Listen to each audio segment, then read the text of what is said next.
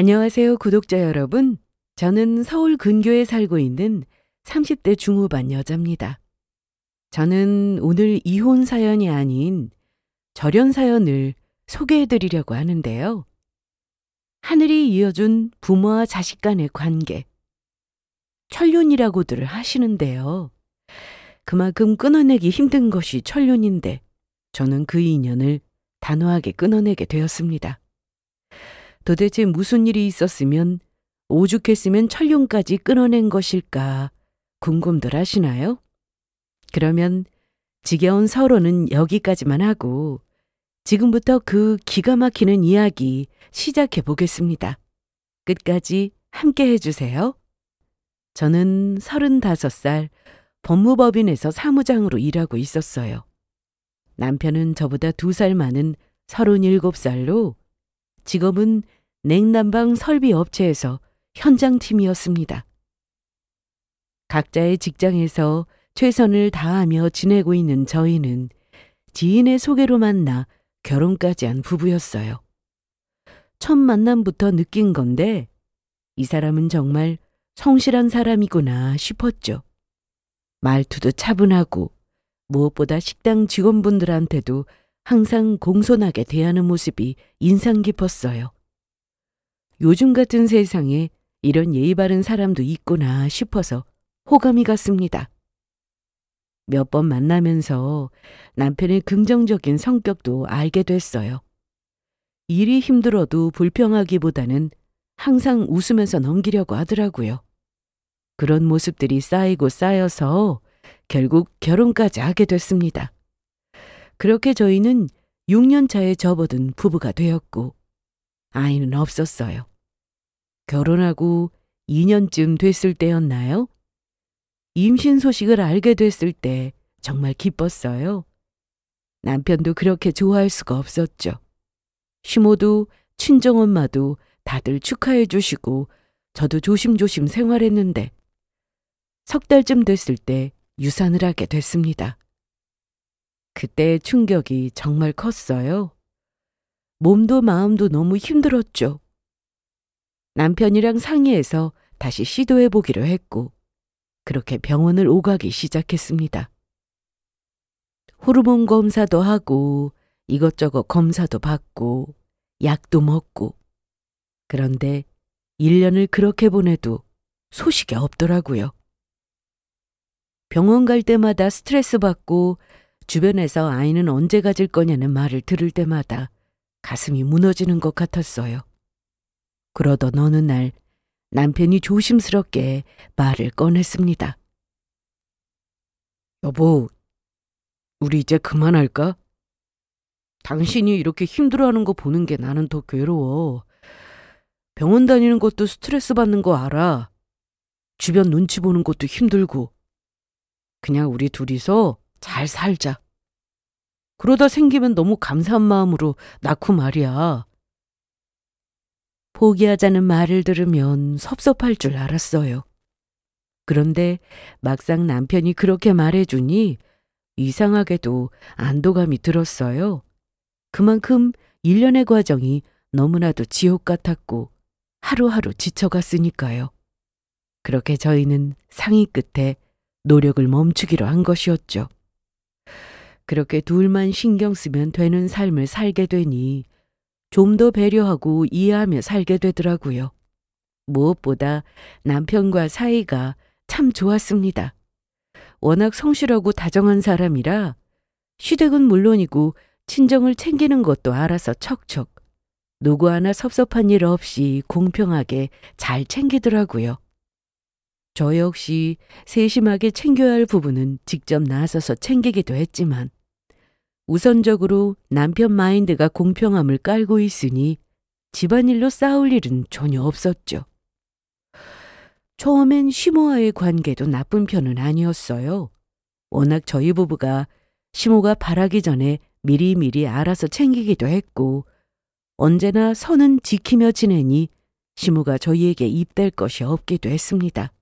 다만 힘든 것이 있다면 시모는 뭘 하나를 해주면 더 많은 것을 당연하다는 듯 바라곤 했다는 건데요. 선을 긋는 게 조금씩 스트레스가 되기 시작했죠. 어느 날이었어요. 시모에게 연락이 왔는데 목소리가 너무 좋지 않더라고요. 어머님, 편찮으세요? 목소리가 너무 안 좋아요. 그게 몸살이 났는지 꿈쩍도 못하게 있게 누워있어서 그래. 병원도 다녀오고 주사도 맞았는데 아직 좋지가 않네. 네? 식사는요? 식사도 못 드셨겠네? 입맛이 없어서 따로 차릴 힘이 없기도 하고 말이야.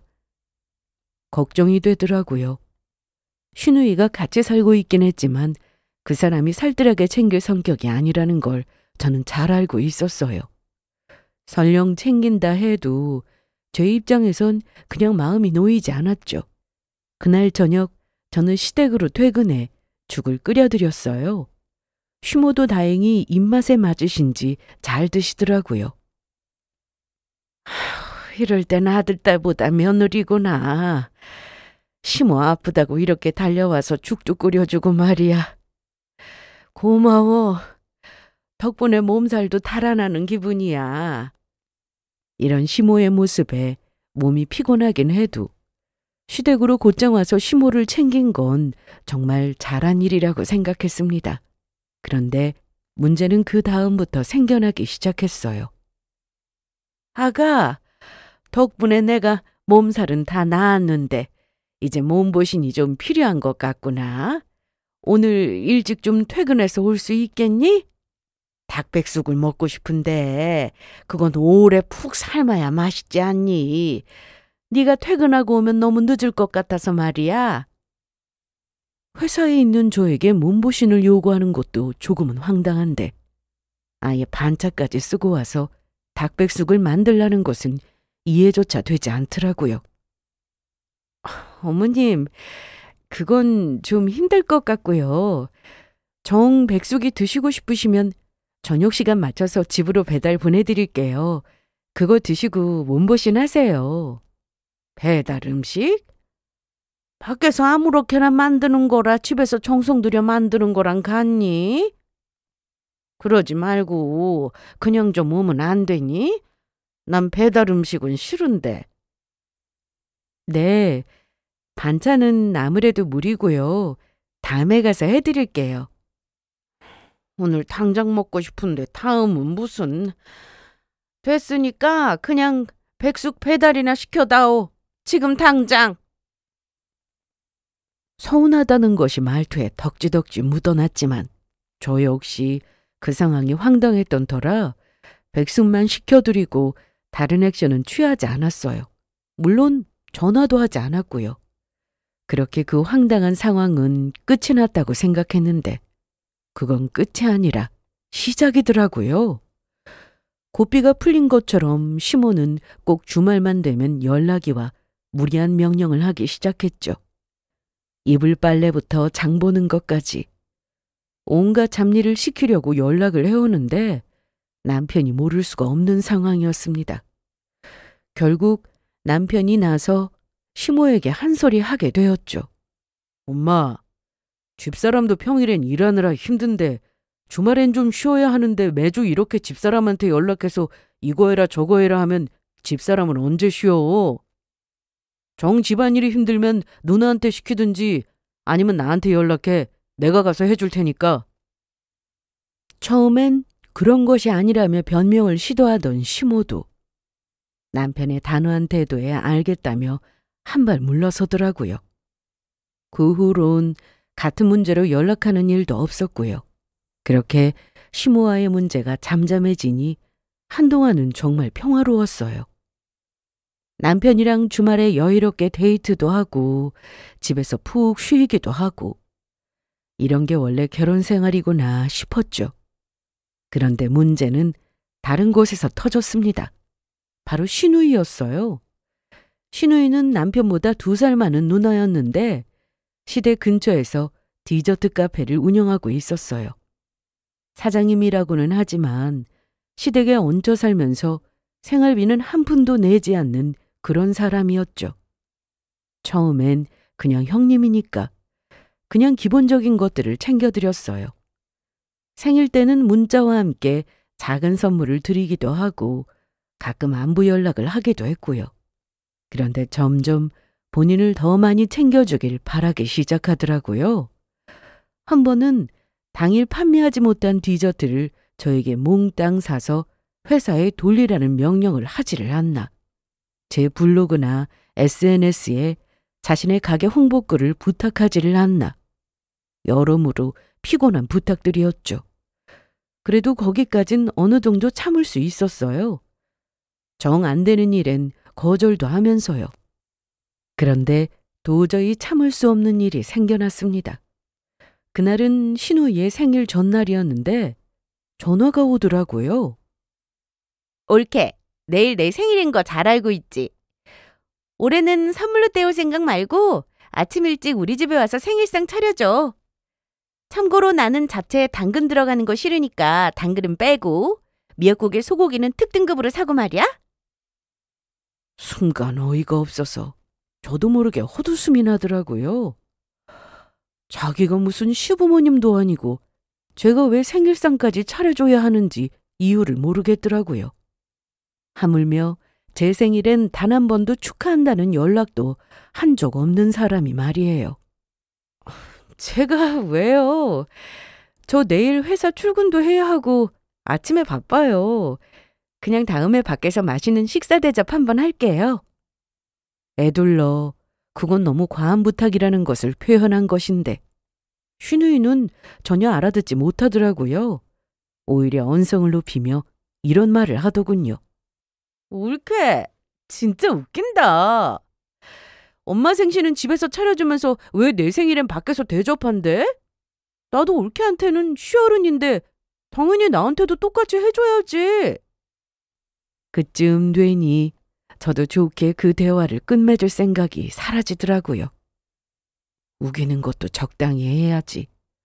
저도 그간 참아왔던 분노라는 게 터진 것이었죠. 형님, 뭔가 크게 착각하시는 것 같은데 형님은 형님이고 어머님은 어머님이세요. 형님이 시댁 사람도 맞고 저보다 나이가 많은 것도 맞지만 그렇다고 해서 제가 형님 생일상까지 차려야 할 필요는 없죠. 형님이 남편 누나이지 부모님은 아니잖아요? 올케, 지금 올케가 잘 몰라서 그딴 망언을 하는 것 같은데 내가 내 동생한테는 부모와 같은 사람이라고. 내가 어릴 때 내 동생을 얼마나 잘 챙겼는데. 그렇게 남편을 잘 챙겼고 그렇게 생일상이 받고 싶으면 저 말고 남편한테 말하세요. 그러면 되잖아요.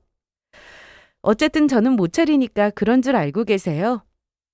그날 저와 신우이는 언성을 높여가며 싸웠습니다. 그렇게 제대로 한바탕 해주고 나니 마음에 걸리기는커녕 10년 묵은 채증이 내려가는 기분이더라고요. 물론 그 이후로 신우이와의 관계는 더욱 악화됐습니다. 신우이는 저를 완전히 적으로 돌렸고 시모도 저를 못마땅하게 여기는 것이 느껴지기도 했어요. 하지만 후회가 되진 않았습니다. 잠시 불편한 걸 참는 것이 제 생활에 침해받고 무리한 요구를 들어주는 것보단 100만 배는 나았으니까요. 그리고 그 기간마저도 길진 않았어요. 다음 해에 신우이가 맞선을 본 남자랑 결혼을 올렸으니까요. 신우이가 시집을 가니 확실히 살만해졌습니다. 더 이상 저를 괴롭힐 일도 없고 시댁에 가도 신우이 얼굴을 볼 일이 줄어들었으니까요. 물론 신우이는 결혼하고도 친정에 지나치게 자주 오가긴 했어요. 일주일에 2~3번씩 시댁에 들르고 명절도 아닌데 친정에서 밥 먹고 가고. 하지만 자기도 이제 자기 가정을 꾸리다 보니 예전처럼 저한테 이것저것 요구하지는 않았습니다. 그렇게 신우이 문제가 어느 정도 해결되고 저는 다시 평화로운 일상을 되찾는가 싶었어요. 하지만 인생이란 게 그렇게 쉽게 풀리지 않더라고요. 평화는 그리 오래가지 않았습니다. 시모가 허리 디스크로 입원하게 된 것이었죠. 시모는 원래 허리 쪽이 너무 좋지 않으셔서 평소에도 조심하시던 분이었어요.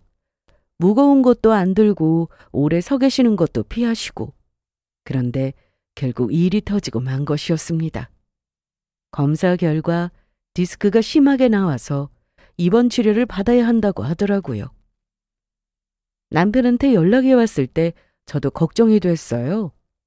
아무리 사이가 좋지 않아도 편찮으신 건 사실이니까요. 남편과 함께 병원으로 달려갔는데 시모는 침대에 누워서 힘들어하고 있더라고요.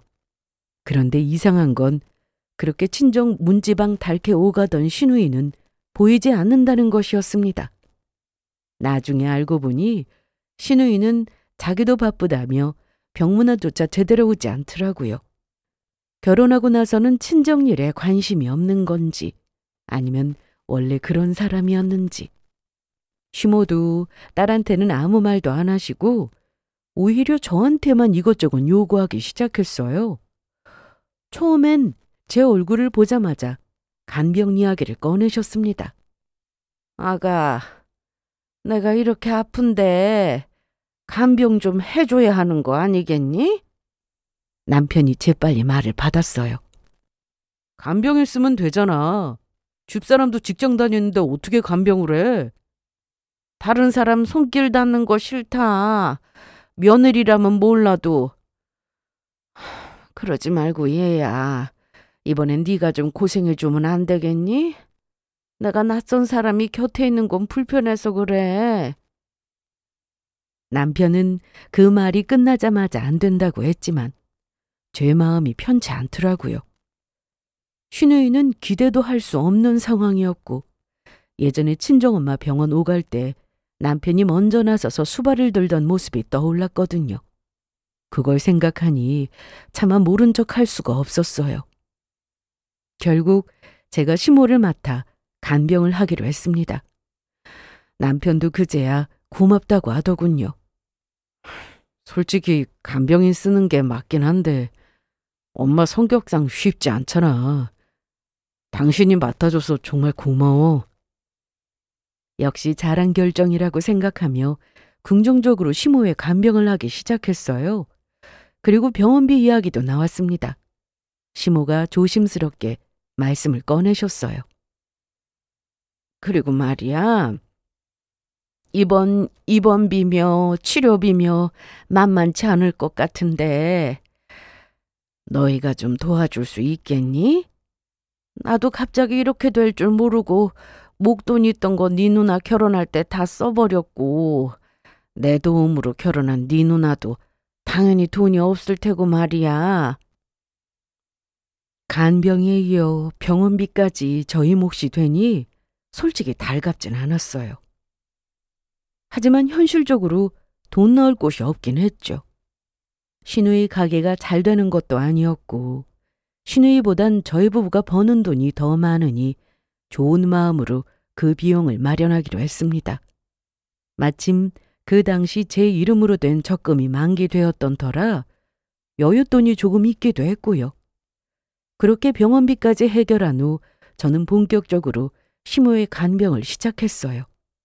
하지만 시간이 갈수록 점점 더 힘들어졌어요. 몸이 피곤해서가 아니라 시모와 시누이의 태도 때문이었죠.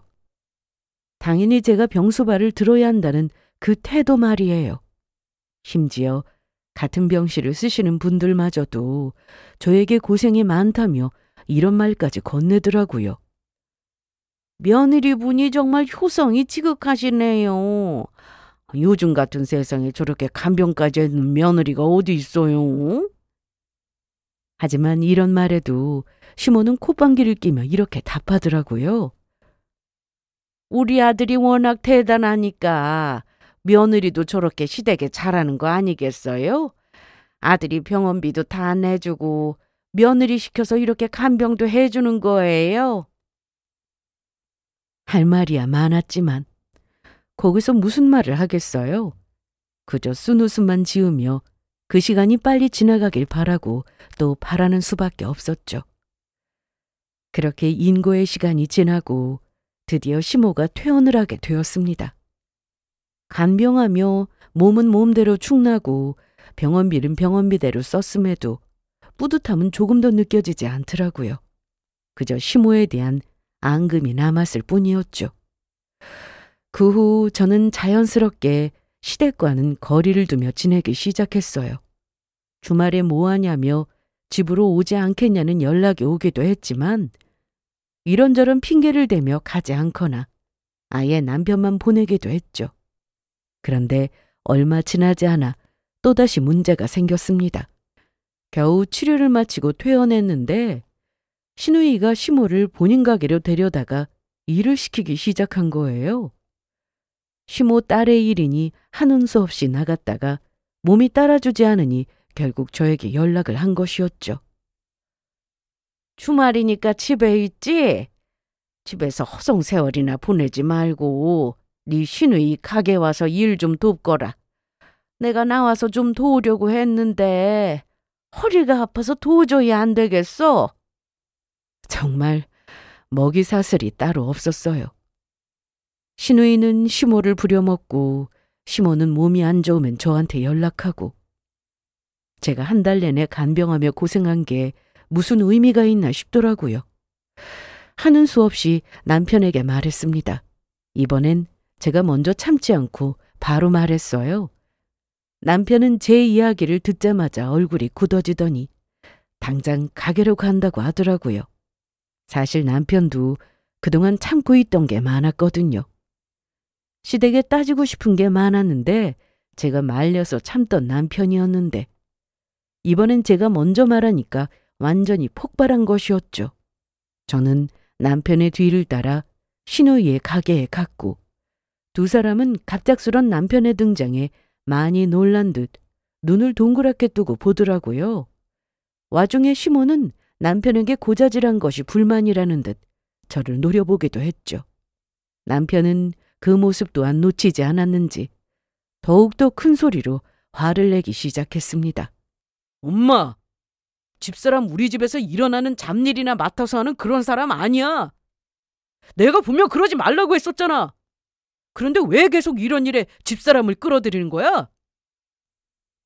그 말에 시모 얼굴이 굳어지더군요. 하지만 남편은 멈추지 않았죠. 이번엔 시누이 쪽으로 고개를 돌리며 목소리를 높였어요.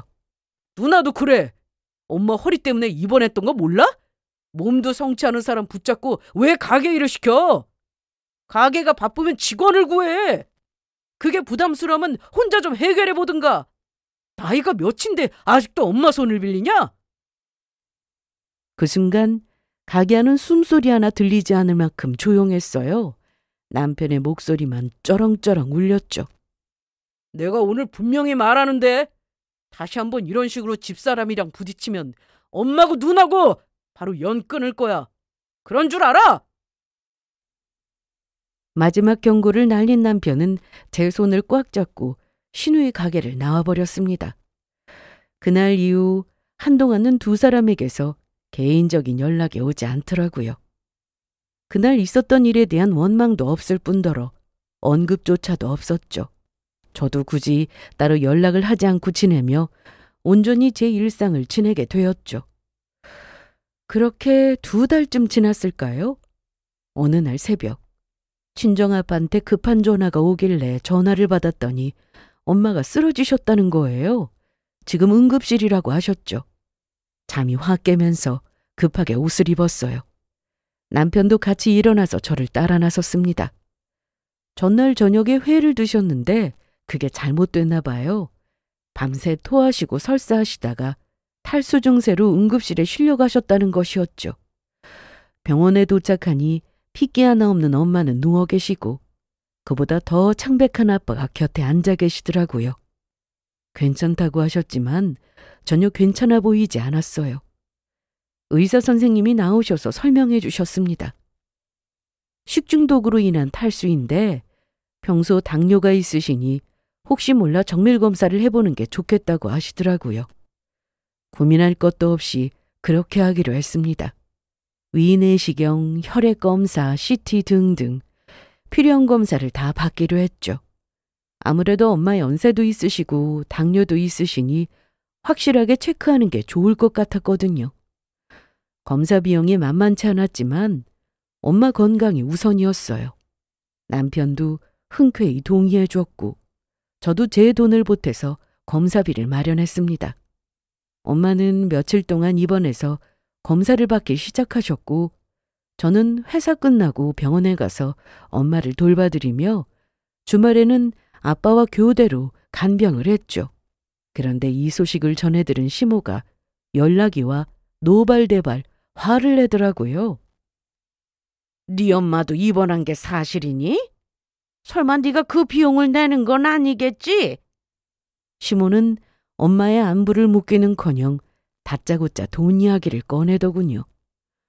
돈 이야기도 문제였지만 시모의 말투 역시 날카로웠던 터라 저 역시 대답이 좋게 나가진 않더라고요. 그건 왜 물어보세요? 왜긴 왜야. 당연히 안 된다고 하려고 그렇지. 고함을 꽥 질러낸 시모는 한 번 더 숨을 고른다 싶더니 제가 실시간으로 들으면서도 현실이 맞는 건가 하는 믿을 수 없는 말이 흘러나오더라고요. 아니, 네 엄마는 갈 때 되면 가는 거지. 무슨 입원을 해서 자식들한테 부담을 주니? 흔히들 뚜껑이 열린다고들 하죠. 아마 저도 그 뚜껑이 열리는 느낌을 받았습니다. 고작 검진을 받겠다는 것뿐인데 이처럼 이미 날 받아놓은 사람 취급을 하는 태도에 더욱더 화가 나더군요. 눈에 뵈는 게 없어져서 그런지 저도 거리낌 없이 하고픈 말이 나오더라고요. 어머님, 무슨 말씀을 그렇게 하세요?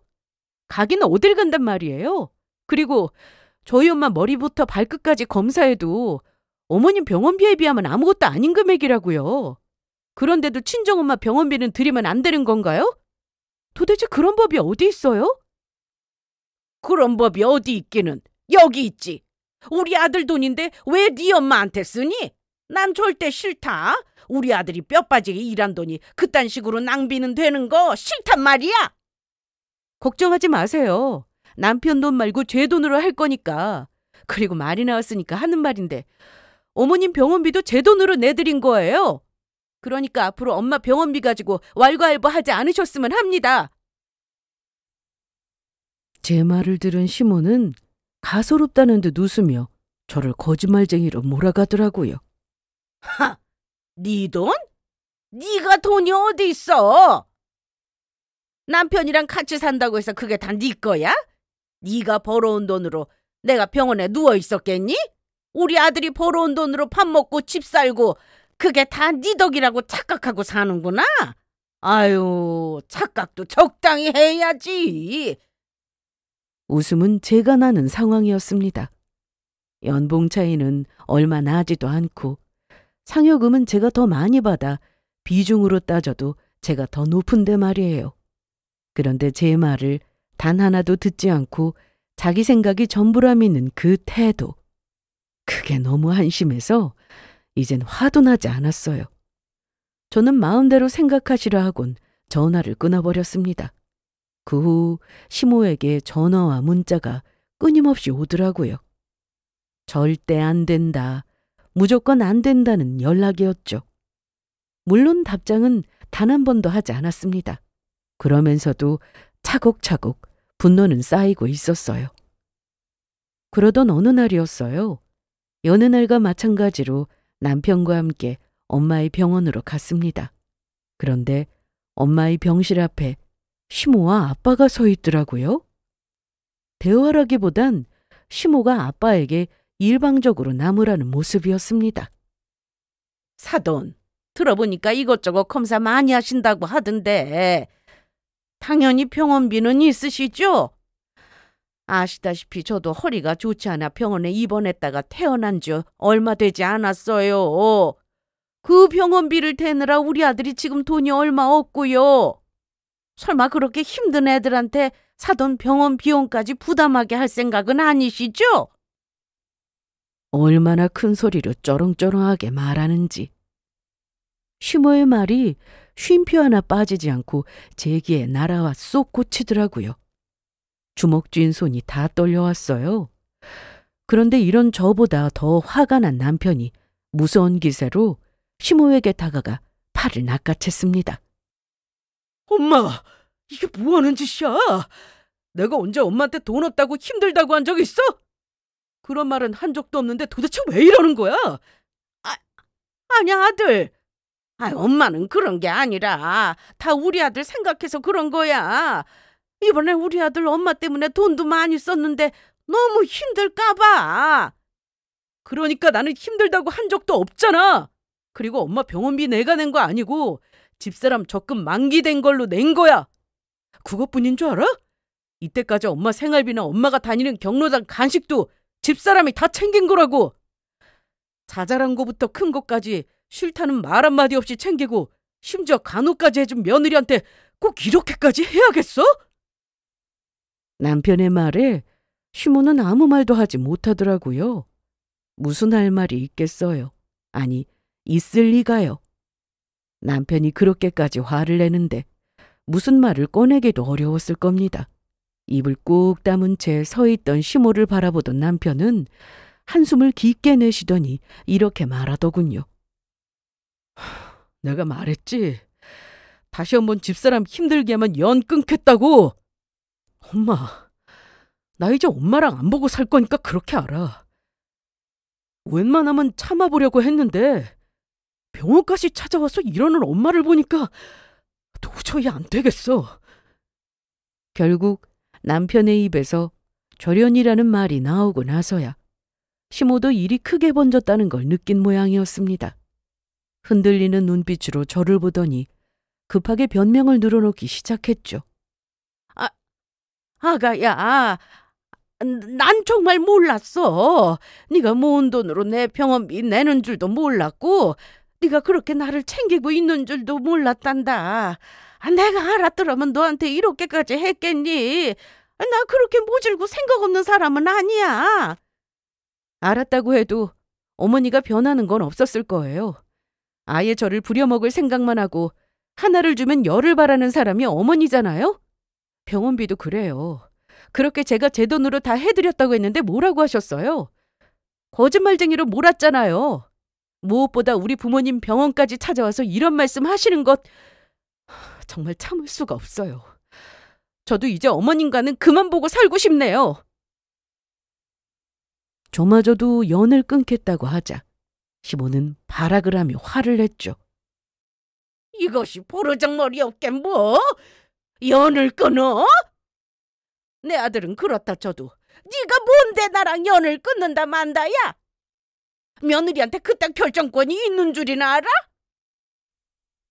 시모는 상황을 더욱더 되돌릴 수 없게 만들고 있었고 결국엔 남편의 손에 끌려 제 눈앞에서 사라졌습니다. 그 후 남편과 저는 시모와 연을 끊어버렸어요. 그동안 시모께 따로 드리던 용돈도 당연히 끊었습니다. 매달 드리던 생활비도 명절 때마다 챙겨드리던 용돈도 전부 끊었죠. 연락도 받지 않았어요. 전화가 와도 받지 않고 문자가 와도 읽지 않았습니다.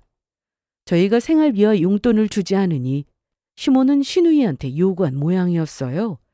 하지만 시누이는 연락도 다 끊어버리고 친정에 오지도 않았다고 하더라고요. 결혼하고 나서는 본인 필요할 때가 아니면 시모에게 관심도 없더니 돈 요구하니까 아예 발을 끄는 거죠. 사실 그때까지만 해도 절연이 완전히 확고하지는 않았어요. 그냥 화가 났던 거고 시간이 지나면 어느 정도 풀릴 수도 있겠다고 생각했죠. 절연이 쉽지 않다는 걸 아니까요. 아무리 사이가 나빠도 남편의 어머니인데 완전히 끊기는 어렵다고 생각했습니다. 그런데 이 미친 시모가 또 친정 부모님을 찾아간 거예요.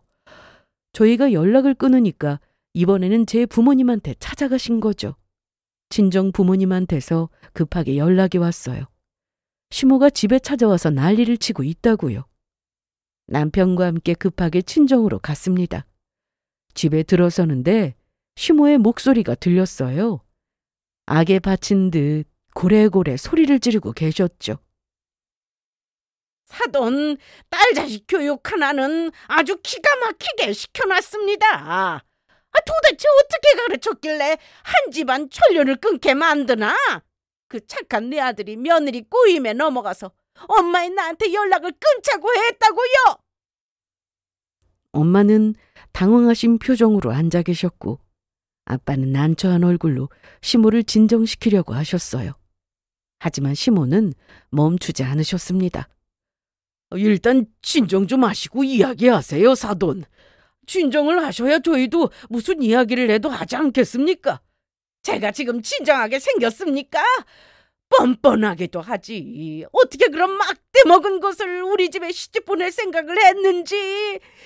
나 같으면 내가 평생 끼고 살더라도 남의 집에 피해주지 않겠구먼.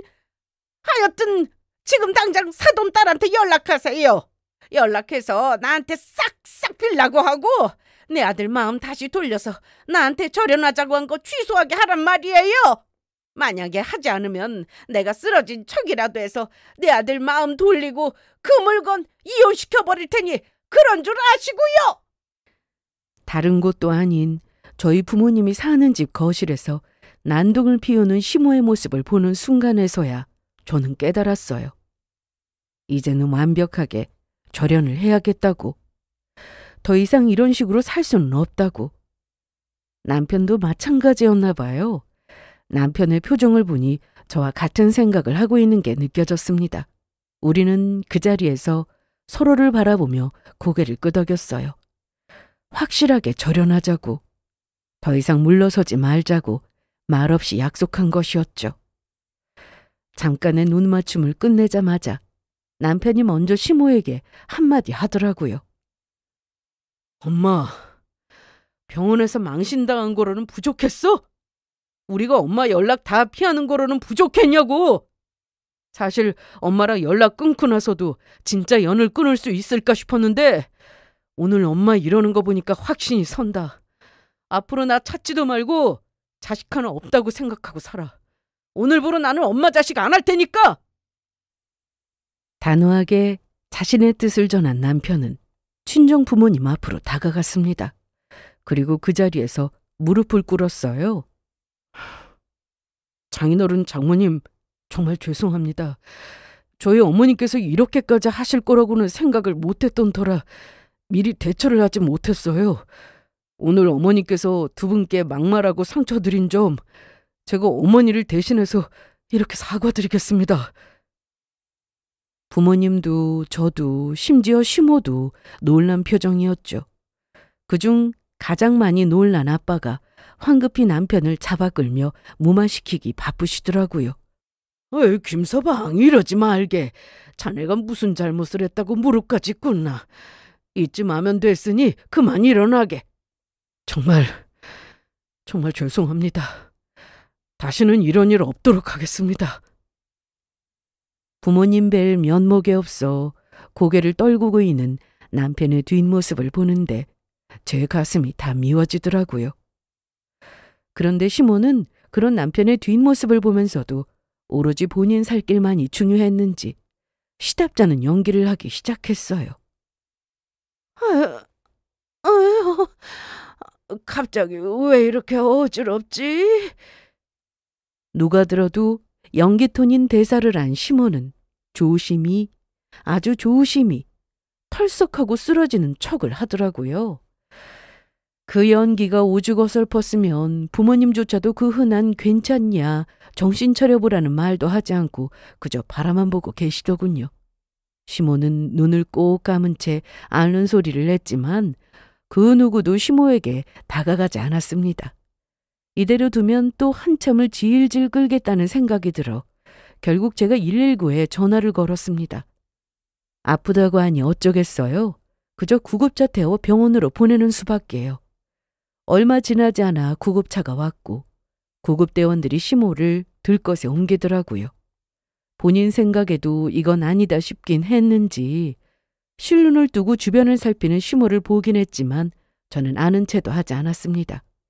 그저 1분이라도 빨리 구급대원분들이 환자를 데리고 가주길 바랄 뿐이었죠. 그렇게 시모는 들것에 실려 친정을 나서게 되었고 저뿐만 아니라 남편도 그 뒤를 따르지 않았습니다. 그리고 그것이 시모의 마지막 모습이었죠. 그날 밤 남편과 저는 진지하게 이야기를 나눴습니다. 이제는 정말로 연락을 끊자고, 전화번호도 차단하자고, 혹시 모를 상황에 대비해서 이사도 하자고 결정했어요. 시모가 또다시 집으로 찾아올 수도 있다는 생각이 들었거든요. 그 후로 저희는 시모의 모든 연락을 차단했습니다.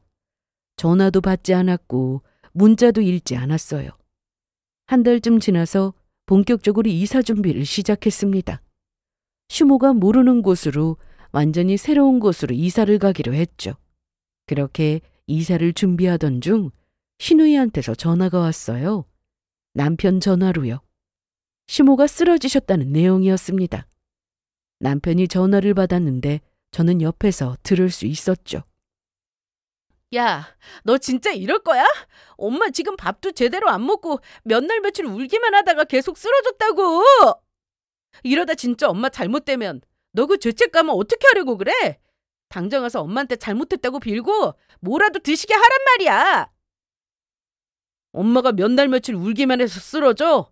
거짓말도 적당히 해야 믿지. 엄마가 굶을 사람이야? 아버지 돌아가셨을 때도 다른 건 몰라도 끼니 하나만큼은 다 챙기던 분인데? 그리고 설사 누나 말이 진실이라고 해도 이젠 나하고 상관없는 사람이야. 연 끊는다고 했잖아. 그 말 진심이고 나는 이제 엄마 없어. 그러니까 누나가 알아서 챙겨. 가게 바쁘다고 불러서 부려먹던 거 이럴 때 좀 갚으면 되겠네. 내가 어떻게 엄마를 챙겨? 나도 이제 챙겨야 할 내 가정이 있는데. 그러지 말고 다른 거 다 괜찮으니까 용돈이라도 좀 줘. 어? 당장 생활비가 끊기니까 나한테까지 손 벌리는데 미칠 것 같다니까. 누나, 나도 가정 있어. 누나보다 훨씬 더 오래전부터 가정 있었다고.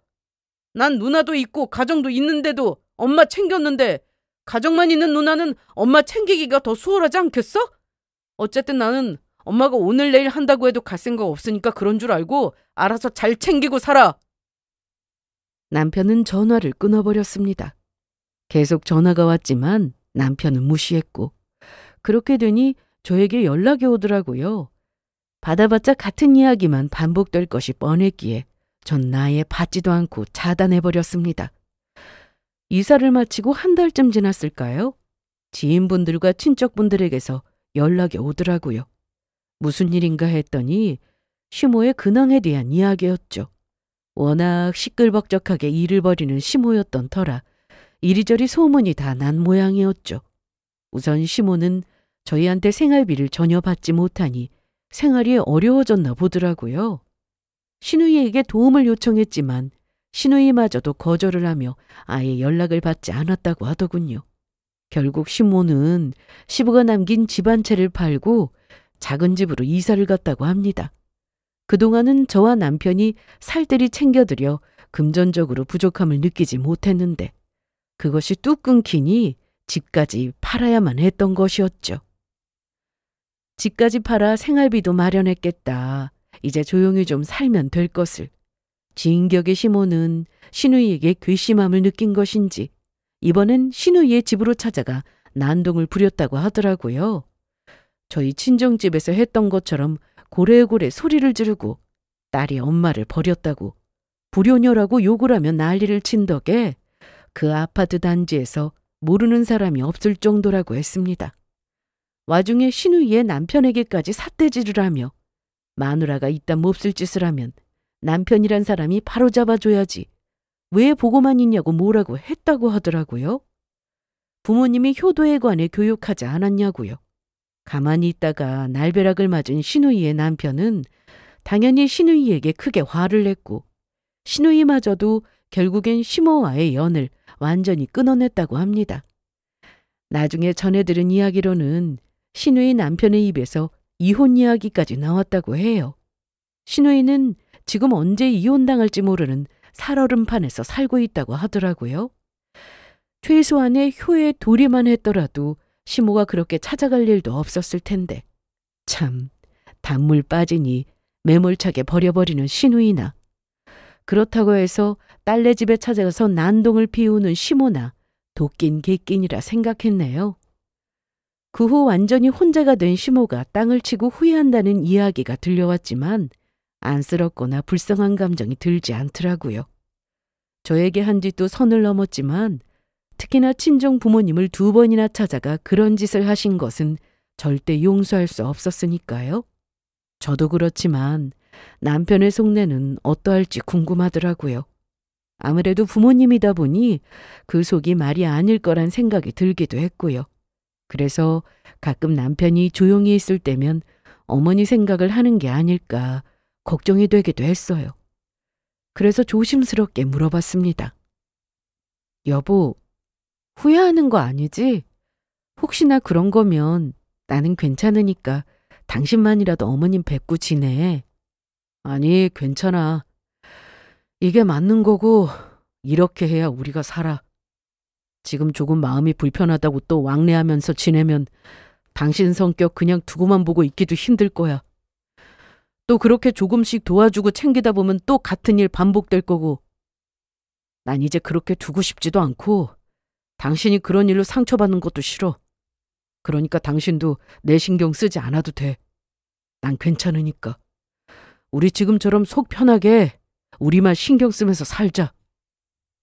남편의 말에 저는 고개를 끄덕였습니다. 그렇게 완전히 시댁과의 연을 끊고 난 후 저희 부부는 잘 살고 있습니다. 시댁과 연을 끊고 나니 정말 속이 편하더라고요. 주말마다 시모의 눈치를 살필 필요도 없고 쓸데없는 거짓말을 하지 않아도 되고요. 무엇보다 갑자기 연락을 받고 시댁으로 달려가는 일이 사라진 것이 참 좋더군요. 요즘엔 정말 평화로운 일상을 살고 있습니다. 시누이와의 연락마저 끊어버렸으니 온전한 저희만의 삶이 시작된 것이었죠. 그렇게 평화로운 일상이 1년쯤 지났을까요? 놀라운 일이 생겼습니다. 제가 임신을 한 거예요. 그것도 무려 자연 임신을 말이죠. 사실 저희 부부는 아기를 포기했었잖아요. 유산 이후로 병원을 오가며 힘들어했고 결국 둘이서 잘 살자고 결정했었는데 시댁과 연을 끊고 스트레스에서 벗어나니 자연스럽게 임신이 된 거예요. 처음 임신 소식을 알았을 때 남편과 저는 한참을 말없이 서로를 바라봤어요. 믿기지 않았거든요. 그러다 남편이 저를 꼭 안아주며 말했습니다. 여보, 이번엔 꼭 잘 될 거야. 내가 당신은 물론이고 아기까지 잘 지켜낼게. 우리 행복하게 키우자. 임신 사실을 제일 먼저 친정 부모님께 말씀드렸어요. 엄마는 눈물을 글썽이시며 제 손을 꼭 잡으셨고 아빠도 정말 기뻐하셨죠. 그동안 제가 아이 때문에 고생했던 걸 아셨기에 부모님도 더 감격스러워 하시는 것 같았어요. 그 후 남편은 정말로 저를 잘 챙겨줬어요. 출퇴근할 때마다 차로 데려다주고 집안일도 다 하고 제가 먹고 싶은 거 있으면 뭐든 사다 주고 그동안 시댁일로 바빴던 시간들을 이제는 온전히 저한테 쏟아내주더라고요. 친정 부모님도 자주 찾아오셔서 이것저것 챙겨주셨습니다. 엄마는 평소 제가 좋아하는 음식으로, 아빠는 물품 공세를 쏟아부으셨죠. 이런 생활 속에 남편은 친정 부모님과 한층 더 가까워졌는지 부모님께도 더 살갑게 대하며 잘하더라고요. 부모님이 운영하시는 편의점에도 수시로 들어 일손을 거들어주기도 하고 자주 연락드려 엄마의 건강을 체크하기도 했죠. 이런 모습이 아빠도 만족스러우셨는지 어느 날은 조용히 이런 말씀을 하시더라고요. 남편한테 잘해. 마누라한테 지극정성인 것만 해도 100점인데 장인 장모한테도 저리 잘하니 200점, 300점을 줘도 모자라겠어. 요새는 우리 딸보다 사위가 더 친아들 같다니까. 이렇듯 다정하지만 든든한 남편과 영원히 제 편이신 부모님들의 사랑을 한 몸에 받으며 저는 어느새 만삭의 몸이 되었는데요. 출산을 앞두고 요즘 들어 자주 시모 생각이 나더라고요. 곧 태어날 우리 아들을 보면 좋아하실 텐데 요즘은 잘 지내고는 계실까? 그런 생각이 문득문득 들곤 했어요. 하지만 그렇다고 해서 다시 시모와 잘 지낼 마음은 단 한 톨도 없었습니다. 저희와의 관계에서도 갈등뿐이었던 사람인데 손자와의 관계에서는 평화로울 리가 없으니까요. 또 분명히 하나부터 열까지 간섭하며 아이 얼굴을 보고 싶다는 명분으로 일주일에 한 번이 아닌 일주일에 7번을 부르고도 남을 사람이라는 걸 이제는 잘 압니다. 출산 후에도 그리고 아이를 키우면서도 지금처럼 평온하고 행복하게 살아가고 싶습니다. 아이를 키우다 보면 이런저런 일들이 많이 생겨나겠지만 그 어떤 일 앞에서도 좌절하지 않고 남편과 함께 잘 헤쳐나가 보려고요. 다들 응원해 주실 거죠? 쓰고자 마음먹었을 때만 해도 고민이 많았어요. 키워주신 부모님과 연을 끊는다는 것이 자랑거리도 아니고 이걸 굳이 사연으로 적어도 될까 하고 말이에요. 그런데 주변을 둘러보니 부모라는 것을 앞세워 과도한 요구와 횡포를 일삼는 사람들이 생각보다 많더라고요. 그리고 그것 때문에 힘들어하는 며느리들도 정말 많고요. 저처럼 참다 결국 절연까지 가는 경우도 있고 아니면 그냥 평생 참고 사는 분들도 계시겠죠. 제가 제 이야기를 가지고 온 이유는 혹시라도 저와 비슷한 상황에 계신 분들이 계신다면 용기를 내시라고 말씀드리고 싶어서예요. 참는 것도 물론 좋지만 때로는 선을 확실히 그어주는 것도 자신과 자기 과정의 평화를 위해 좋은 결정이라는 것을 알아주셨으면 해요. 물론 저도 쉬운 결정은 아니었습니다. 지금도 가끔 이게 맞는 건가 하는 생각이 들 때도 있어요. 하지만 절연 이후 얼굴 붉힐 일 하나 없이 행복만 가득한 저의 가정을 되돌아보며 저는 확신합니다. 우리의 선택이 옳았다고요. 그러니 여러분도 본인의 행복을 위해 용기 있는 결정, 현명한 선택 내리세요. 행복하기만 해도 짧은 것이 인생이니까요. 긴 이야기 끝까지 들어주셔서 정말 감사합니다. 여러분 모두 행복하시길 바라며 저는 이만 인사드리겠습니다.